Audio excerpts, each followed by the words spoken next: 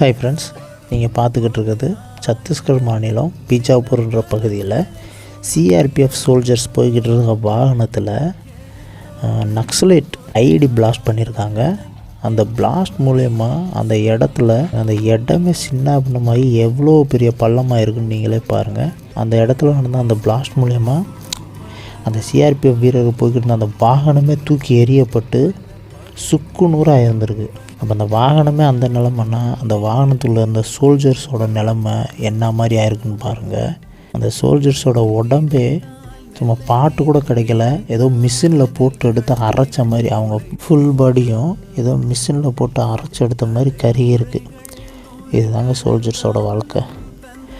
India ஃபுல்லாக அங்கங்கே பல்லாயிரக்கணக்கான சோல்ஜர்ஸு இந்த தாய்நாட்டுக்காக உயிரை விட்டுட்டு தான் இருக்காங்க. ஸோ ஃப்ரெண்ட்ஸ், நம்ம சோல்ஜர்ஸ்க்காகவும் தினமும் 2 நிமிஷம் உங்கள் கடவுளை வேண்டிக்கங்க. நன்றி.